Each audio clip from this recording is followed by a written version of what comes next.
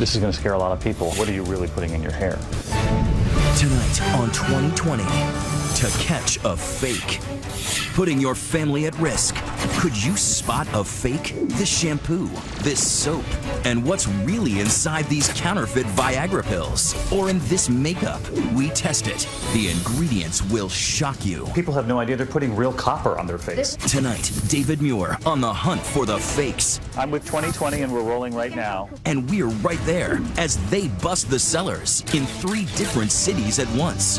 Hey, police, knock your ass up. You've been had and need a great job but don't have a great resume? I was just lying to everyone. Then just buy one. An entire work history, college degree, former employers, business website, even fake followers on Twitter. Meet the Robin Hood who says he's helping, not hurting the unemployed. You're lying and you're helping other people lie, no? The Liars Club. Plus, buying a fancy bottle of wine you thought was from a chateau? Yeah, Chateau kitchen sink. That's dishwater or moose piss. We're hitting the bottle to catch the counterfeiters so you won't have sour grapes. Tonight, we're out to catch a fake.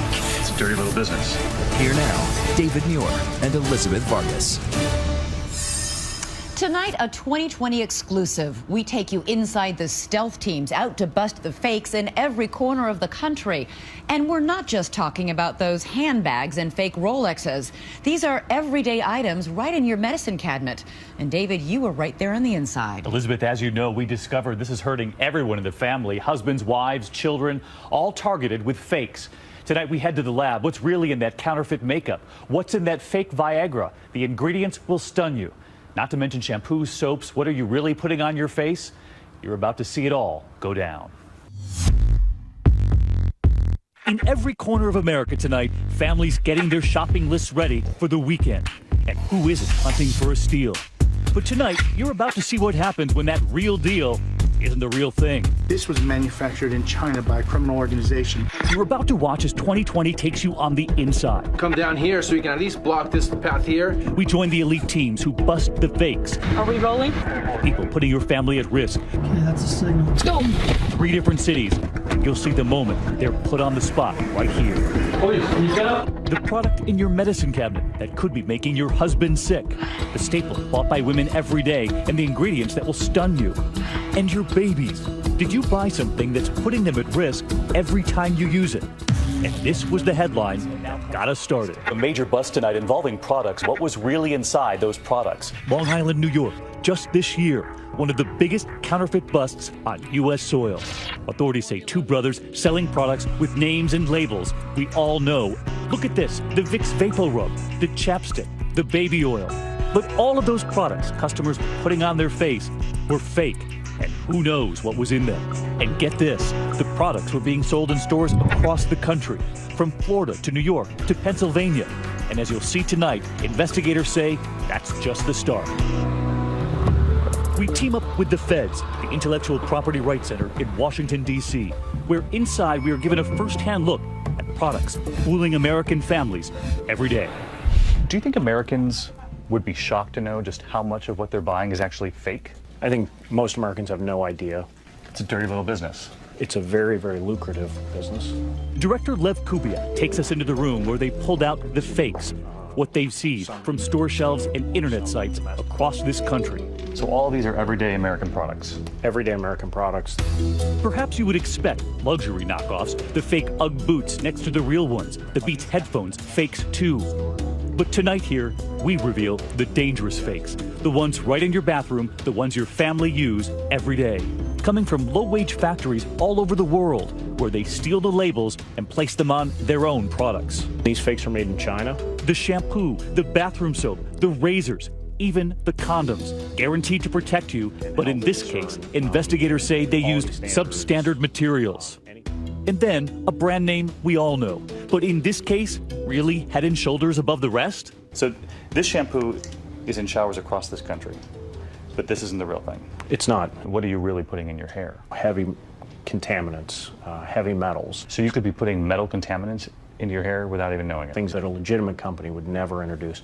He says it's a mistake that can be toxic, that if you're shopping at a discount store, a dollar store, and you're getting a trusted brand name for far less, you should ask yourself, is this really the real thing? So if you're paying $1 for this when you normally pay a lot more, it should be a red flag. It should be a red flag. And look at this tonight, also found in a discount store. An extension cord for a lot less. The same color, the same packaging, even the safety seal to seal the deal. They even put on this underwriter laboratory seal to make sure that the public feels that it's been tested or that there's some security there. The safety seal. The safety seal. But they're about to show us what happens even with that seal when a counterfeit cord is put to the test. Investigators say the copper wire so thin it can't even carry the electrical current coming from the living room wall. And he tells me it's not just what you buy for your home, it can be in your car too. If you've ever been given a great deal on a repair, driver beware. Even the replacement airbag can be a fake. This is going to scare a lot of people. And watch what happens side by side. On the left, a real airbag fully deploying. On the right, the fake airbag disintegrating right into your face, bursting into pieces, nothing there to protect you. How do they know if they've got a fake airbag in their car? Take it to an authorized dealer or a repair shop that you really trust and have them check it. Tonight here, with all of those fake goods pulling in $500 billion a year, Ready to rock. we're with the teams out to protect your family. We start with Mom, and we head to a discount store, not unlike so many do across America. This one right here in the heart of New York City. And our team heads right in to buy MAC Cosmetics, a brand name you can trust, but we wanted to know what's really in that rainbow of colors. We buy it You guys have good stuff. and take it to the lab, the 2020 test. Is this eyeshadow pretty or pretty dangerous? We're told we'll have to come back for the results. And tonight, we're also out to protect your husband with something else in the medicine cabinet. Why would you let something like erectile dysfunction get in your way? That's right. Authorities say Viagra is among the most common counterfeit medications sold in America. But investigators ask, in counterfeit bottles, what's really in some of those little blue pills? In fact, we've all heard the warnings in those commercials. One line in particular, authorities say it's in there in part because of possible fake ingredients. Too little or too much of something can lead to an unintended consequence. Seek immediate medical help for an erection lasting more than 4 hours. And just like the makeup, we're about to learn tonight what's really in these little blue pills discovered by investigators. And while we wait for those results, investigators aren't standing down. We're given exclusive access right there with them in Phoenix, in New York, in Los Angeles. It's another hot day in LA, and they're about to turn up the heat, trying to snuff out the fake outs. LA County Sheriff Sergeant Janice Munson and her team getting ready. This is going to be Operation Wrong Time. We're going after an individual who's selling Rolex watches. In the room with them, we meet private investigator Chris Buckner, who hunts down the fakes and then turns them over to the LA Sheriff's Department. Well, that's kind of our job. We're on the ground. We identify the targets that are selling or making this stuff. First up, one of the most common fakes of all, but time's up for the fake Rolex. And we listen in as they tell the team the signal to watch for when they catch their guy. As soon as the hat comes off, the hat is the sign that we have product. Once the hat comes off and it's a go, questions. Are we rolling? They're on the way. The cops arrive at the parking lot. Unmarked SUVs, we're in one of them, putting up the visor to keep our cameras out of view. That's the customer right there. He's actually working undercover, waiting. Now, will the seller show up? And right on cue, he pulls in. Everyone inside the cars, including us, now studying that cap.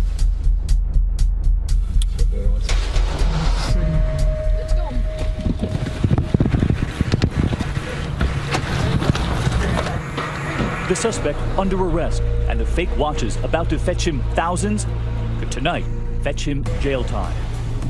The next stop, this parking garage, tucked in the back corner, fake bags that could fetch $150,000. We're right there tonight, 2 more under arrest. When we come back here, the results of our 2020 test. What's really in that makeup? And you won't believe the ingredients revealed in those counterfeit little blue pills. And what happens when I go back to that store? I'm with 2020 and we're rolling right now. Show them what we discovered in the lab. Are you selling fake makeup? You're about to be stunned by what we found when we come back.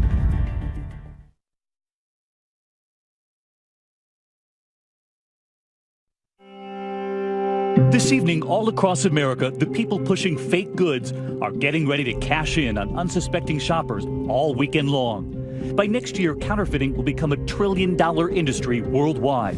At 2020, right there on the inside tonight with the investigators, out to catch the counterfeiters before they dupe you. Primary, target, primary. 8 a.m. in Phoenix, and they hand out pictures of their first target.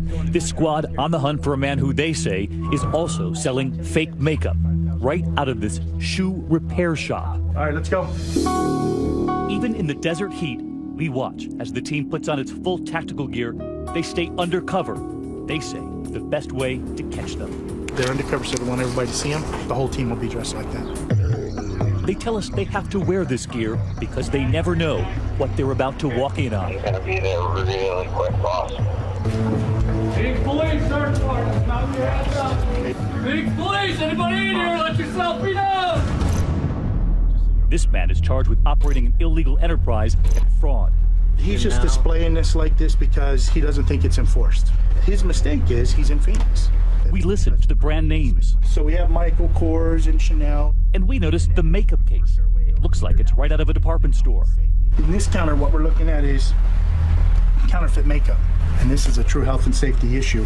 And remember, 2020 found the same thing back east. That makeup our team bought in New York. We took it to the lab. So cheap, we wondered, was it too good to be true? And we compared it to the real thing. First, testing full-price MAC makeup, buying it at an authorized store. And here are the results. We're not seeing anything of concern with respect to metals. It was perfectly safe. And we're about to get the results on the other MAC makeup, that great deal we bought elsewhere. Dr. Whitney Bowe, a dermatologist, waiting inside for me, and she's about to take us through the results.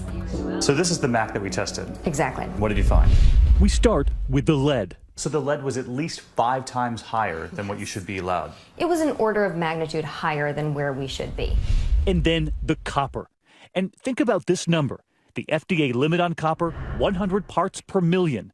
In the makeup tested, more than 2,000 parts per million. So in this test, there's so much copper that there's no question in your mind there's copper flowing through the bloodstream if you use this product. There is free copper flowing through the bloodstream, hurting kidneys and hurting the liver. It's frightening. People have no idea they're putting real copper on their face. They're putting real copper.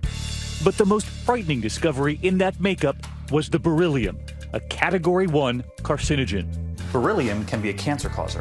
Beryllium is a known carcinogen. Is this a wake-up call? This is a major wake-up call. And tonight here, Estee Lauder, the company that owns MAC, confirming to 2020 that product we bought in New York City and just had tested was indeed a counterfeit product and not one of their own. And those results weren't the only ones that alarmed us, because Phoenix investigators revealed to us what they have found in those counterfeit Viagra pills. Just listen. The pills were made out of road paint. The stuff you see on the roads, that's what gives its coloration, and talcum powder gave it its form.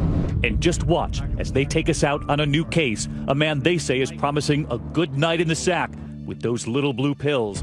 But he's about to spend his night behind bars. Let's see what we got here. Jenkins moved in place to meet the target.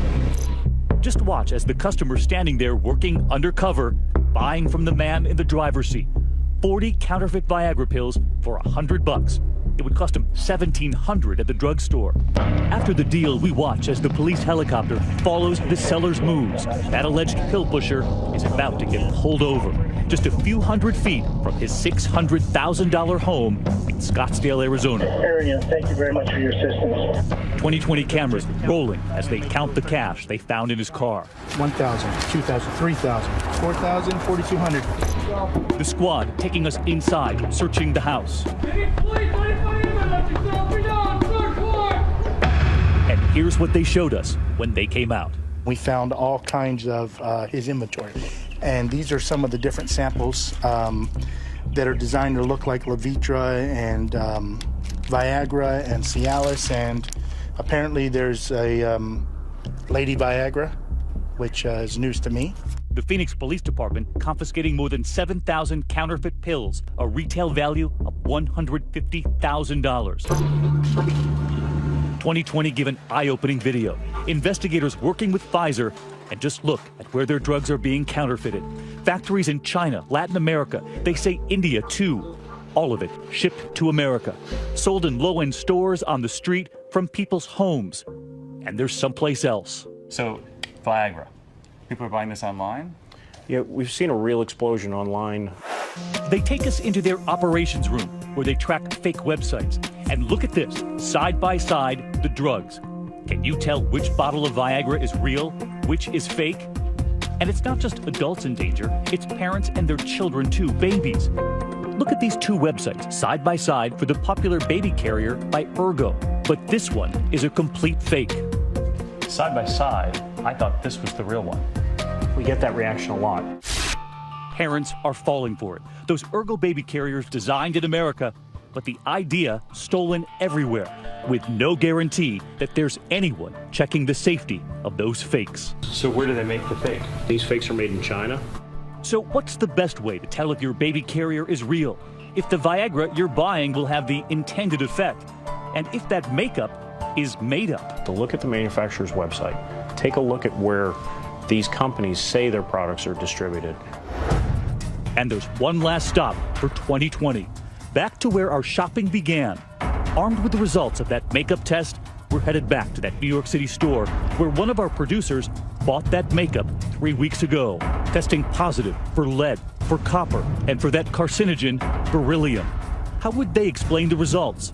I'm with 2020 and we're rolling right now. This is the woman who sold our producer that makeup. Is this supposed to be real? I don't know. Are you selling fake makeup? I don't have any idea. We ask her, does she remember selling the so-called MAC product to us? We were rolling 3 weeks ago when we sent our producer in. You guys have good stuff. Do you remember working with her? I don't know. Do you remember her face? I bought this from you, remember? And how does she explain the test results? But look at the test results. Lead, copper, beryllium. I mean, these are cancer-causing agents. Oh. And we revealed to her what Estee Lauder, the maker of MAC, told us about that case of eyeshadow. And MAC told us this is not the real thing. They told us they've never even sold eyeshadow in a box like this. I don't know. I don't have any idea. Can you see the paper? Oh, yeah. When you see these test results, do you feel badly? Yes, of course. You feel badly about it? Yeah, of course I feel But- better. If, but what will you it's do to not stop good, it? it's the, huh? We repeatedly asked to talk to her manager, to the boss. But for 2 days now, 2020 has been calling, and we've been told he's out sick. But we did notice that on that shelf 3 weeks ago, full of that makeup labeled MAC, all of it gone tonight. And remember at home, check the manufacturer's websites to find out where they sell the real thing. And we ask you tonight, have you ever been duped? Tweet us. Use the hashtag ABC2020. And next, the 2020 squad is on it again. Have you worked hard for every job, every promotion you've ever had? So what about the people faking it with their resume, getting your promotion instead? Those fake resumes busted. Next. Next, is everything on your resume 100% true? Meet the guy who doesn't just pad your resume, he reinvents it. Next.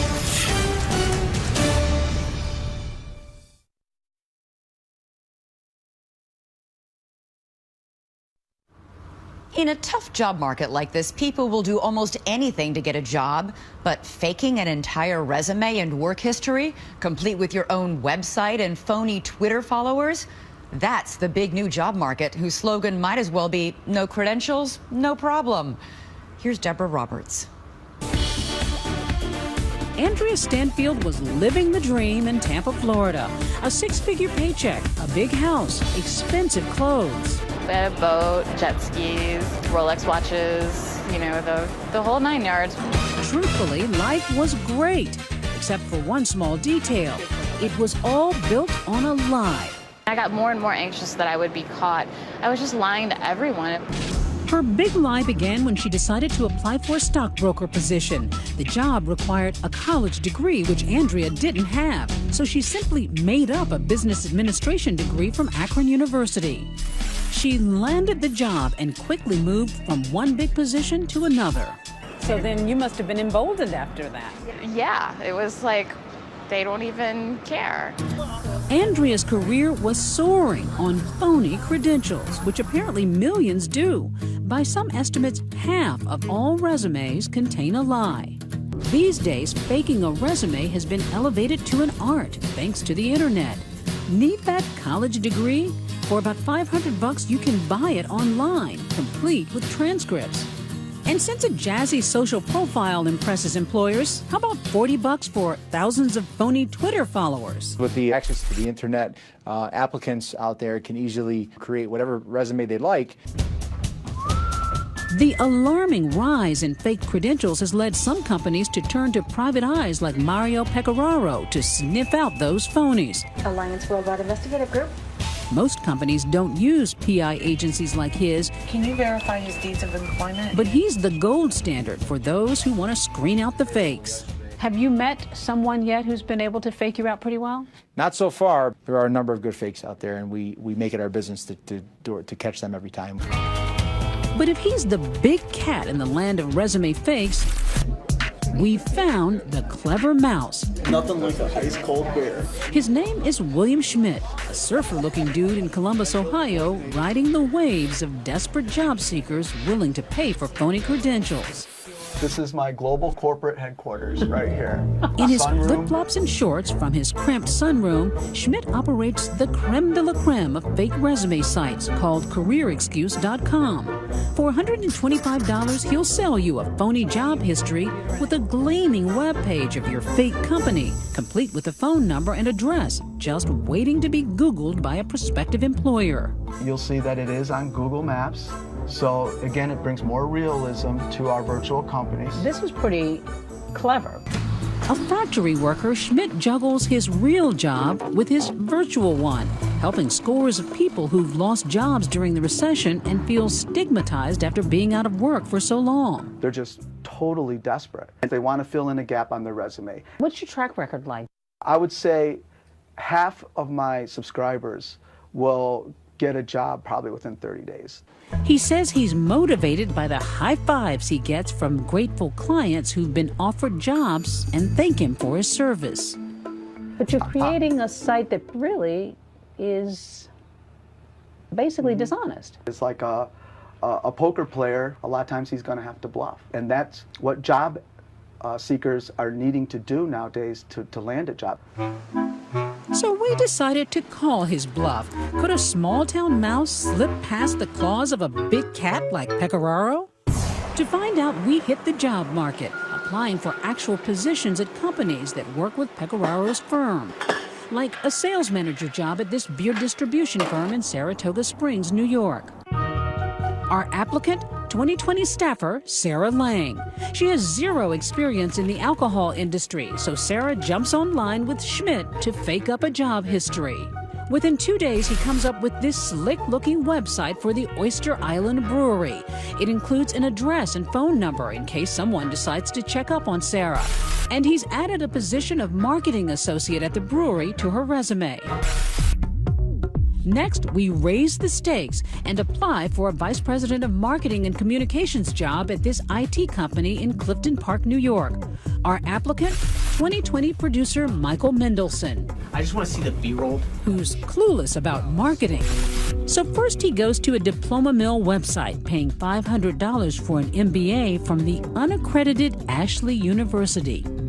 Then Schmidt gives Michael marketing experience, creating jobs at 2 fake companies.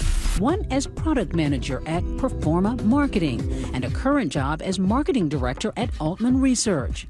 And one last thing that couldn't hurt, Michael springs for more than 2,500 of those phony Twitter followers.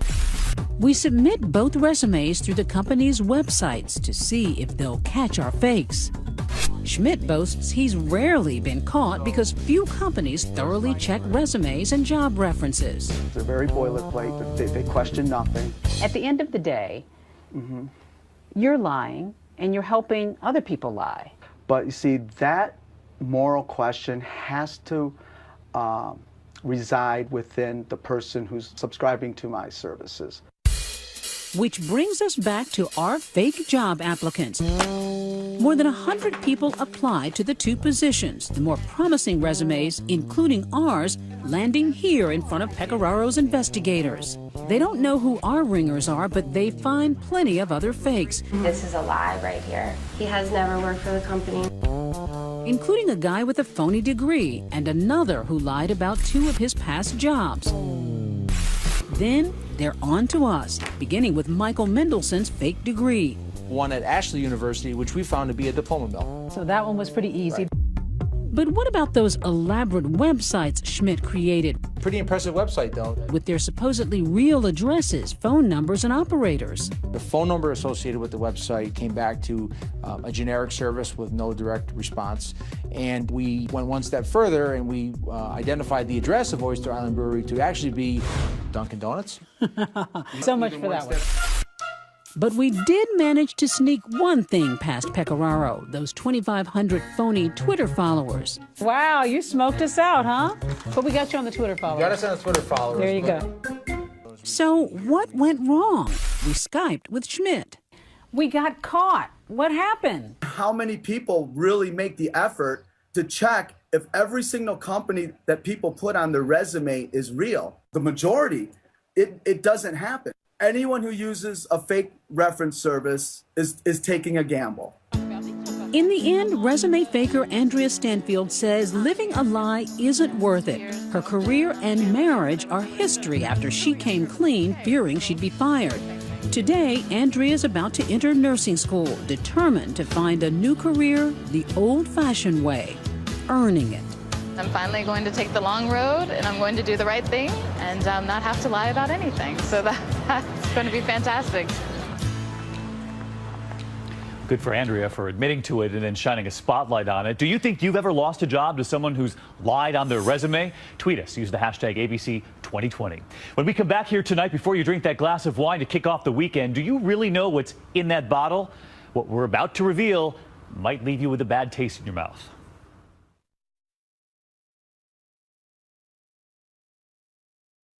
Well, most of us reserve a fancy bottle of wine for a special occasion, a birthday, an anniversary. And then there are those who really go for it, spending a fortune for the best wine they can find.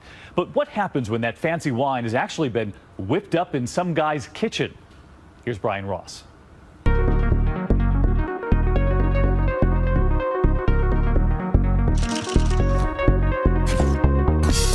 In a city that so celebrates glitz over substance, the fakes can be hard to spot. A perfect place for this master faker, a young, debonair bon vivant from Indonesia, who, as these government photos showed, courted Hollywood. Jackie Chan, Lionel Richie, Will Smith, with his seemingly exquisite taste and knowledge of the world's finest wines. His name is Rudy Kurniawan. He was generous, and he had the juice. He wore Hermes suits, drove a Bugatti, he had a house in Bel Air, living high on the hog and being the toast of the town. Rudy was a regular at the top restaurants in Los Angeles and New York. He was a big partier. Rudy picked up an $85,000 tab, and he did that more than once. And soon, Rudy Kurniawan's fame spread across the wine world, known in auction houses as someone with rare wines that no one else could find. This is a bottle of wine, this 1961 Latour Pomerol, that was basically unseen in the market for about 30 years.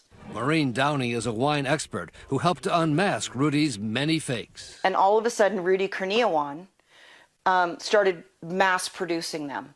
And they were available kind of like crazy. Snapped up, she says, as status symbols for the rich. You know, these bravado jackasses who, you know, my bottle's bigger than your bottle.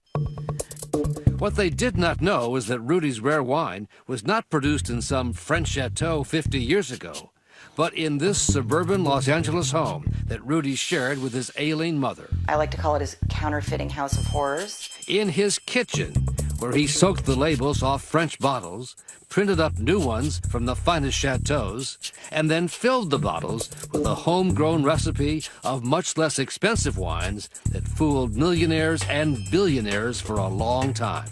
He was an artist at this. Pete Hellman helped break the story of Rudy Kurniawan in the magazine Wine Spectator. And the fact that he made this wine in his kitchen must embarrass a lot of people.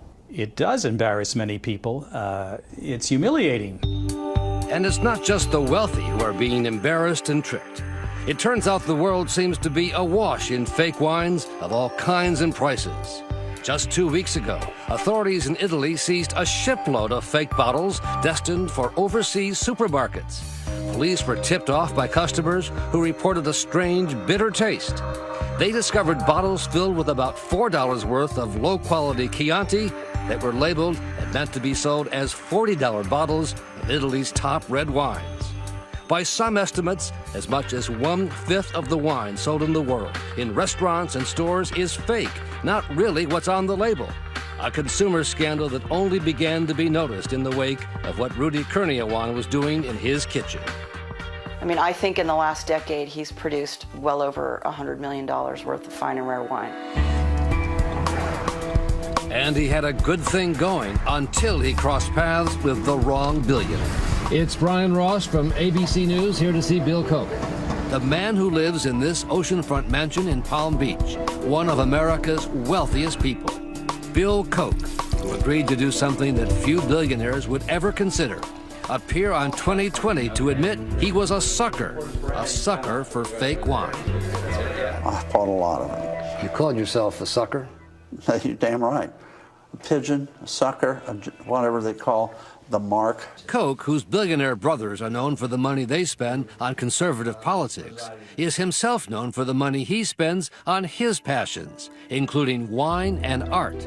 There's hundreds of millions of dollars worth of art in his living room alone, and not a single one of them a fake, according to his experts. But downstairs in Koch's elaborate wine cellar, it is a different story. Probably 12,000 bottles in here. Laid out for us on this table, just a few of the 400 to 500 bottles of fake wine that Koch says he was tricked into buying by Rudy and other fakers. This is a fake. That's a fake. Here's another one, 1805. 1805? Yeah, and that's fake. So when you bought an 1805, you thought, I'm really buying a piece of history? That's right, exactly. Instead, I was buying, I don't know, moose piss. I spent close to $5 million, and it's all fake.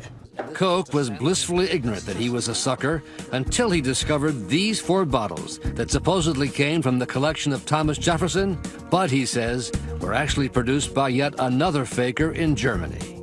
Paid over $100,000 per bottle. $100,000 per bottle? Per bottle. So Koch has gone on the offensive in a very public campaign against wine fakes. He went to the FBI and agreed to testify in court against Rudy Kurniawan, and then launched a series of expensive lawsuits. Are you spending more than you lost? You're damn right I am. I've spent over $25 million to date.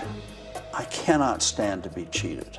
But I want someone to know they sell me a fake, man, I'm coming after him, no matter how much it costs.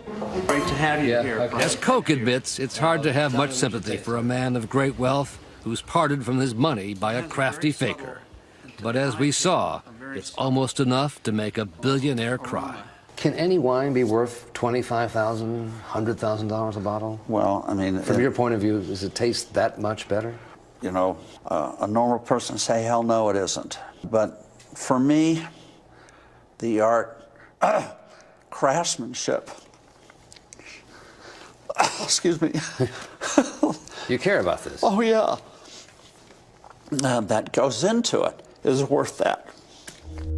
And as for Rudy, the bon vivant convicted as what prosecutors call the most successful wine fake in the world, a federal judge in New York will sentence him next month, and Bill Koch plans to be there. When we return, can't carry a tune? You coming home with me?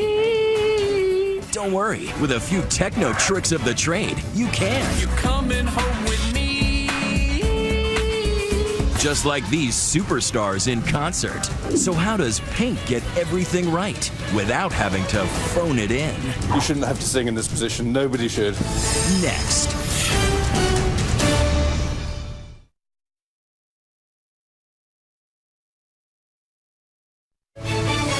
To Catch a Fake continues with fake music. Here's Nick Watt. Is it too late to back out of this entire thing? I am one of the worst singers on this planet. that feel good? No. And that's not false modesty. Listen. You're coming home with me. Woo! You are so full of it. Tonight, this Grammy-nominated sound engineer, It's there. who's worked with everyone from Nicki Minaj to Rihanna, will attempt to turn my tuneless warbling I don't mean to come on strong. into a saleable record, faking it with his computer. We use auto-tune, Melodyne, EQs, compression, doublers, reverb, delays. That's the majority of the tools we use to do the heavy lifting. We're taking you on a journey into the murky world of what some consider fake singing. A world where Kanye West's voice is manipulated, and Justin Bieber vomits on stage while miraculously his voice continues on. What's going on here? With the technology that we have, you can be a singer without really singing. Like these viral sensations. Selena Gomez, oops-a-daisy, falls off stage, but her singing doesn't miss a beat. Miley Cyrus smooches Katy Perry. Hang on, how can she sing at the same time? If you decide to be a singer, you should be able to sing the songs that you're known for recording. Here's Shakira, a little out of time at the last Soccer World Cup. It's either lip-syncing, miming essentially, or a little trick called a performance track. The instruments, the backing vocals, and pre-recorded lead vocals play in the background, and They're singing along with themselves, doubling themselves. It's kind of like karaoke in a way. live television events are a hotbed of such fakery. Who can forget Ashley Simpson's Saturday Night Live lip-sync debacle? Her song played on without her. 10 years ago, this was shocking. Lip syncing was not something that the public really understood. It wasn't this ubiquitous term that it is now. What a crowd we have tonight! Now, it's everywhere. Country, all about real, is trying to hold out. Listen to this bold statement at the Academy of Country Music Awards this year. Everybody in here tonight is ready to listen to some great, amazing live music. But a little later, Rascal Flatts totally lip-synced. They later blamed sore throats. Is it great to sing live whenever you can? Absolutely, but it is physically impossible sometimes to do. Not every big-time singer would agree. I don't think it's cool to lip sync. I think the artist should have some pipes and sing their record. I think everyone who lip syncs in public on stage when you pay like 75 quid to see them should be shot.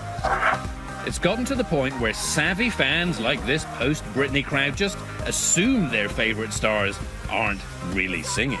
It is hard singing and dancing at the same time, especially the caliber of moves that she's doing, so I think it's excusable to lip sync. Shows have become so gargantuan in terms of production and dancing, and how can you hold a note when you're twirling around in circles? So obviously Pink was lip-syncing at the Grammys this year, right? When she's swinging around, she's not singing. No, she's totally singing. Drea Weber is Pink's aerialist coach and choreographer. Going from upside down, going from laying back to up and in to standing, she's singing. Pink has taken a stand. I have never lip-synced in my entire life. I am 100% against it. Taking that stand takes training like this. Whoa, I'm picking up speed. You shouldn't have to sing in this position. Nobody should. I can't remember those words and pull myself up and spin around and not vomit all over the audience. Hats off to Pink. Well, yeah, indeed. Okay, so not all pop stars can sing like Pink on stage, but can they at least sing in the studio? You're not creating pop stars out of tone-deaf cheerleaders. No, that magic has to be there. You can't fake it. And is studio trickery like auto-tune any worse than airbrushing fashion photos or CGI in the movies? I can't quite decide. We're pushing the boundaries of our creative freedom. It is the lip gloss that we apply to just about every pop singer. I don't mean to come on strong. All right, so back to my recording. You needn't Sorry. Right. If he can make me sound like Neil Diamond, then this technology...